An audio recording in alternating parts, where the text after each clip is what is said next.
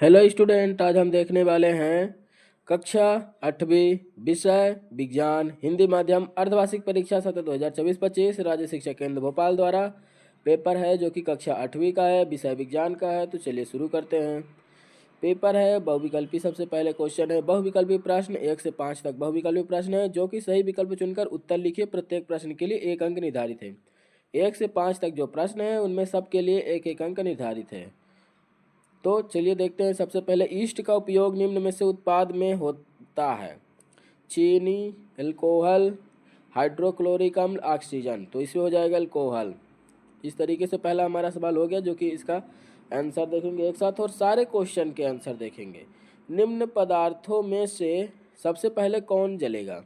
Petrol, लकड़ी, लोहे की छड़ और गत्ता। तो पेट्रोल जलेगा। ठीक, इसके बाद देखेंगे आंसर के साथ। ये है आंसर के साथ, तो पेट्रोल जलेगा। ठीक, इस पहले होगा अल्कोहल। मैग्नीशियम का रिबन फीता बस वायु में जलने पर उत्पन्न करता है मैग्नीशियम ऑक्साइड, ऊष्मा और प्रकाश। पौधों जंतुओं की वह स्पीसीज जो किसी विशेष क्षेत्र में विशिष्ट रूप से पाई जाती है वह है विशेष क्षेत्रीय स्पीसीज। लैंगिक प्रजनन में भाग लेते एक बार नर व एक बार मादा। इस तरीके से हमारे जो 1 से 5 तक सवाल हैं वो पूरे कंप्लीट हो गए। तो वीडियो को देखते रहिए क्योंकि ये सब मोस्ट क्वेश्चन है और हमारे चैनल में आता रहता है, तो चैनल को सब्सक्राइब जरूर करिएगा। यह है रिक्त स्थान की पूर्ति करें। अगर कोई आंसर हमें लग रहा कि गलत है, मैं बता रहा हूँ, आप सही बता रहे हैं, तो कमेंट जरूर करिएगा। छठवां है, छठवें से 10वें तक 1-1 नंबर के ये भी सारे सही विकल्प रिक्त स्थान है। कष्ट, कास्ट, कोयला वायु में जलकर कार्बन डाइऑक्साइड बिंदी बिंदी उत्पन्न करते हैं, तो ऊष्मा उत्पन्न करते हैं। जिन पदार्थों का ज्वलन ताप होता है वह ज्वलन ताप सफलतापूर्वक आग पकड़ लेते हैं, ज्वलनशील पदार्थ कहलाते हैं। तो बहुत कम। कागज बचाने का अर्थ है पौधों की बचना। जैसे कि हम कागज बचा रहे, इस समय ऑनलाइन ज़्यादातर काम हो रहा, तो पेड़ों की बचत हो रही है। वह निषेचन जो माता के शरीर के अंदर होता है निषेचन कहलाता है। तो आंतरिक। लड़कियों में मासिक धर्म चक्र की शुरुआत कहलाती है मोन जो। ठीक, मुन्ना अर्चे। गलत बोला, उसके लिए माफी। अति लघु उत्तरीय प्रश्न। नीचे दिए गए प्रश्नों के लिए एक शब्द एक वाक्य में उत्तर लिखिए। 2 अंक के निर्धारित हैं। शिशु और बच्चे को टीका क्यों लगाया जाता है? बच्चों को अपने बहुत अधिक व्यावसायिक महत्व के कारण किसे हम काला सोना कहते हैं। इस तरीके है, इसका हम आंसर देखेंगे। 11वीं का जो आंसर है शिशु। टीकाकरण। टीकाकरण बच्चों के शरीर में रोग प्रतिरक्षण हेतु टीके लगाए जाते हैं जिससे बच्चों के शरीर की रोग से लड़ने की शक्ति बनती है। जिससे अब हमारे बच्चे यहाँ जो हैं, तो अब छोटे बच्चे पोलियो वोलियो से अग्रसित नहीं हो पाते हैं, इसीलिए टीका लगाया जाता है। सबसे इसका सरल तरीका। अपने बहुत अधिक व्यावसायिक महत्व के कारण किसे हम काला सोना कहते हैं? पेट्रोलियम, इसे काला सोना कहा जाता है। इस तरीके से 12 क्वेश्चन तक हो गए। 13 क्वेश्चन। कोयले के प्रक्रमण द्वारा 3 उपयोगी उत्पाद के नाम बताएं। किन्हीं 2 राष्ट्रीय उद्योग के नाम लिखिए। मरुस्थलीकरण कब होता है? मनुष्य में सूत्र गुणों की संख्या कितनी होती है? इस तरीके से क्वेश्चन है। 13 नंबर क्वेश्चन। कोयले के प्रक्रमण से प्राप्त होने वाले 3 उपयोगी गैस: कोक, कोल, टार, कोल गैस। भारत के 2 राष्ट्रीय उद्योग खनिज के नाम। कान्हा राष्ट्रीय उद्योग, काजीरंग राष्ट्रीय उद्योग। 15 नंबर। मरुस्थली तब होता है जब उपजाऊ जमीन रेगिस्तान या अर्ध शुष्क क्षेत्र में बदलती है या प्राकृतिक और मानवीय कारणों से हो सकता है। प्राकृतिक कारण: सूखा, बाढ़, भूस्खलन, पानी का क्षरण, उपजाऊ मिट्टी का विस्थापन, पानी का कटाव, जैसे कि पानी कटते रहते हैं तो हमारी नदियाँ बढ़ती रहती है। हवा की कटाव, हवा से पेड़ वृक्ष गिर जाते हैं। मरुस्थली और मानव के दर: अत्यधिक चराई, वनों की कटाई, खराब कृषि पद्धति, रासायनिक जैसे कि हम लोग खाद डाल रहे हैं और कीटनाशक दवाइयाँ भी। इस तरीके से 15 क्वेश्चन तक हो गए। 16। मनुष्य के गुणसूत्रों की संख्या कितनी है? यहाँ पास है 16 का आंसर। आमतौर पर मनुष्य के शरीर में हर कोशिका में 23 जोड़े गुणसूत्र पाए जाते हैं, यानी कि 46 गुणसूत्र होते हैं। गुणसूत्र कोशिकाओं के केंद्रक में पाई जाने वाली धागे जैसी संरचना होती है। इसमें DNA होता है। ये आनुवांशिक निर्देशों के एक कोशिका में दूसरी कोशिका में ले जाते हैं। इस तरीके से हो गया 16 क्वेश्चन तक। अब हम लिखा है अति लघु उत्तरीय प्रश्न। जो है तो लघु उत्तरी है। अभी हम लोग अति लघु उत्तरी देखे, अब ये लघु उत्तरी है 17 से 22 तक। नीचे दिए गए 23-40 शब्द में हमें लिखना है जो कि 3 अंक के होंगे। एक किसान अपनी भरपूर व अच्छी फसल काटने के बाद उसे भंडार से पूर्व सुखाना भूल गया, उसे किन समस्याओं का कारण सहना पड़ेगा। किसान अपनी अच्छी फसल, जैसे कि हम लोग फसल काट देते हैं और उसको ना सुखवाएं तो क्या कारण होगा, ये हमें यहाँ पास देखना है। आंसर में क्या लिखा है, अगर कोई किसान अपनी फसल को भंडारण से पहले, मतलब मिजाई करने से पहले या धान जैसे कि हम लोग रखते हैं उससे पहले सुखाना भूल जाता है तो उसे किस तरह की समस्या करनी पड़ेगी। फसल में नमी रहने की वजह से सड़न, फफूंद और दाग धब्बे लग जाएंगे, ये सही है। जो कि किसान लोग फसल रखते हैं, इकट्ठा करते हैं मिजाई के लिए, तो उससे पहले अगर हम लोग ना सुखाएंगे तो उसमें फफूंद लग जाते हैं, सड़ जाता है, ब्लैक हो जाता है। अनाज में कीड़े चूहे लग जाते हैं, फसल बर्बाद हो जाती है, क्योंकि जब खराब हो गई, सड़ गई, नष्ट हो गई तो बर्बाद ही होगी। फसल को बेचने लायक नहीं रह जाती। फसल क्या है कि जब सड़ जाएगी, खराब हो जाएगी तो कोई लेगा ही नहीं, तो वो बेचने लायक नहीं होती है। 18 नंबर का क्वेश्चन, रसोई गैस को जलाने पर कोई आवाज़ नहीं होती लेकिन पटाखों के जलाने पर तेज आवाज़ होती है, क्यों, स्पष्ट करिए। इंटरेस्टिंग क्वेश्चन दिख रहा है। क्या लिखा है, रसोई गैस को जलाने पर आवाज़ नहीं होती लेकिन पटाखों को जलाने पर आवाज़ होती है, क्यों। पटाखों में मौजूद केमिकल रासायनिक अभिक्रियाओं के जरिए अचानक बड़ी मात्रा में गैस बनाते हैं जिससे आवाज़ होती है। पटाखों में पेट्रोलियम, नाइट्रोजन, एल्युमिनियम पाउडर और सल्फर का मिश्रण होता है। जब पटाखे का फ्यूज जलाया जाता है तो आग फ्यूज के साथ साथ जलती है और आखिर में पाउडर बन जाती है। इसी वजह से पटाखों में हवा में तेज़ आवाज़ आती है, क्योंकि पटाखा जो है तो एक साथ है। यहाँ ऊपर लिखा है पटाखे में मौजूद केमिकल जो जरिए अचानक बड़ी मात्रा में गैस तैयार करता है, इसीलिए फूट जाता है तो आवाज़ आती है। फिर 19 नंबर का क्वेश्चन, एक प्रयोग में 405 किलोग्राम 4 कुंटल 5 ग्राम ईंधन का पूर्णतया दहन किया गया है, जिसमें 18 कई दहाई सैकड़ा हज़ार 10,000 लाख 18 लाख के जूल कैलोरी जूल उष्मा उत्पन्न हुई। ईंधन का ऊष्मीमान ज्ञात कीजिए।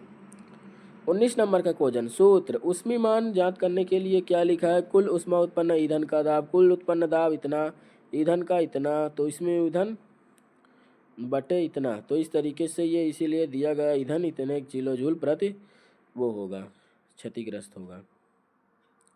ठीक, इस तरीके से हमें तैयार कर लेना है। 19 नंबर क्वेश्चन। 20 नंबर, मुर्गी और मेंढक दोनों ही अंडे देते हैं लेकिन दोनों में से निषेचन की क्रिया अलग अलग प्रकार से होती है, क्यों।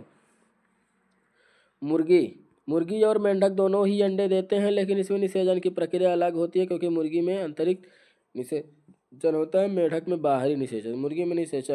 मुर्गी में निषेचन शरीर के अंदर होता है। मुर्गी के निषेचित अंडे शरीर से बाहर रखे जाते हैं, बाहरी रूप से विकसित होते हैं। मुर्गी एक बार में केवल एक ही अंडे देती है।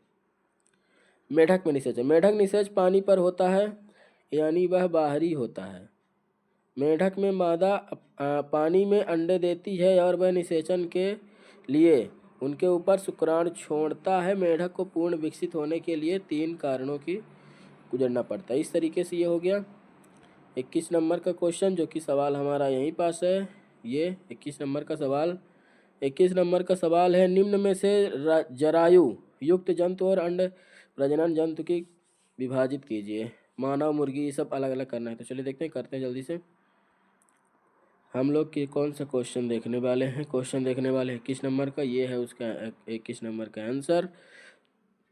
जरायु में वन जंतु जो सीधे शिशु को जन्म देते हैं जरायु जंतु कहलाते हैं, गाय, बिल्ली, कुत्ता आदि। ये हम लोग ज़्यादा पॉपुलर इसीलिए यहाँ पर दिया गया एग्जाम्पल।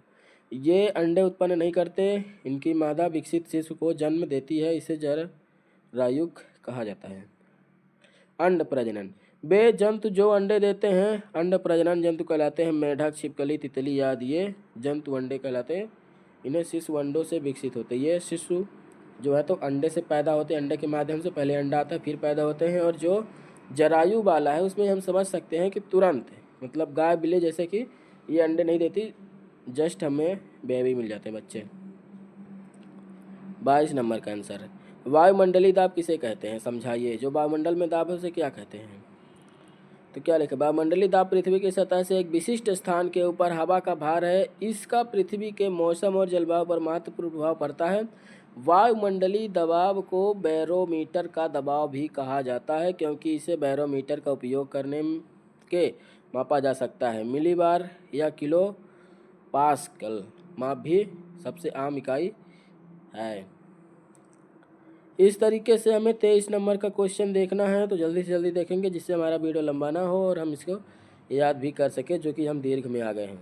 गेहूं की फसल उगाने के लिए प्रक्रमों का सही क्रम लिखिए। कटाई, गेहूं, भिड़ाई, इसमें से जो ये सब लिखे हुए हैं, सिंचाई, खाद, उर्वरक, बुआई, ये सब हमें क्रम से लिखना है। जो कि हम लोग तो किसान हैं, हमें खुद से पता रहता है, लेकिन हम अपने से भी लिख सकते हैं। यहाँ पास सबसे पहले जो है तो बुआई का, हाँ, मिट्टी को तैयार कर, यहाँ पास हम इसका क्रम देखने वाले हैं, जो कि लिखा गेहूं की फसल उगाने के लिए प्रक्रम। तो सबसे पहले मिट्टी तैयार की जाती है, फिर बुवाई की जाती है, फिर सिंचाई की जाती है 21 दिन बाद, फिर खरपतवार से सुरक्षा, खाद और उर्वरक देते हैं सिंचाई के बाद, खरपतवार, और फिर गेहूं कटाई करते हैं, फिर मिजाई, फिर भंडारण।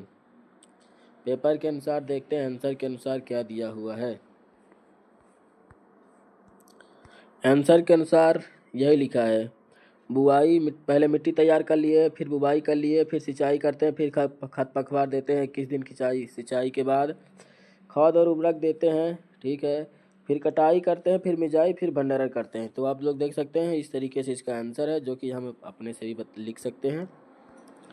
24 नंबर, निम्नलिखित को हितैषी और हानिकारक सूक्ष्म जीवों से वर्गीकृत कीजिए। ईस्ट, ये जो सब है इनको हम वर्गीकृत करेंगे। यहाँ पास लिखा है, ईस्ट का उपयोग ब्रेड, बियर, शराब बनाने के लिए किया जाता है। यह शर्करा को अल्कोहल और कार्बन डाइऑक्साइड में परिवर्तित करता है, जो ब्रेड को फुलाता है। ये है फिर राइबो शर्करा, ये देख सकते हैं। इसका अगला हम आंसर देखेंगे। 24 नंबर का हो चुका है ये आंसर पूरा। 25 नंबर, क्या 25 नंबर का क्वेश्चन जो है तो देख सकते हैं क्या लिखा हुआ है, पढ़ सकते हैं। इसके बाद हम इसका देखेंगे आंसर। ये है 25 का आंसर, यहाँ भी देख सकते हैं, पढ़ सकते हैं अपने अनुसार। इसको हम और बड़ा कर देते हैं और छोटा भी कर देते हैं। अब हम देखने वाले हैं अगला सवाल। सवाल हमारा है 26 नंबर, पहाड़ों पर वायु दाब कम क्यों होती है, कारण सहित लिखिए। ये है उसका कारण, पहाड़ों पर दाब क्यों होती है। पृथ्वी से दूरी स्थित अणुओं का भार कम होता है, क्योंकि जो खराब हवा रहती है वो ऊपर चले जाती है। अधिक ऊंचाई पर हवा के अणु कम होते हैं, इसीलिए उन्हें बीच औसत दूरी होती है। दबाव और तापमान एक दूसरे के विपरीत होते हैं, जैसे जैसे दाब कम होता है वायु के अणु आगे फैल जाते हैं। इस तरीके से ये हमारा वीडियो समाप्त हुआ। 26 क्वेश्चन टोटल थे। वीडियो कैसा लगा कमेंट में ज़रूर बताइएगा। हम इसका अगला वीडियो लाएंगे, तो चैनल को सब्सक्राइब जरूर करिए, लाइक करिए, दोस्तों के साथ शेयर करिए, जिससे कि वो भी एग्ज़ाम में ठीक ठाक नंबर पा जाए। तो वीडियो देखने के लिए धन्यवाद।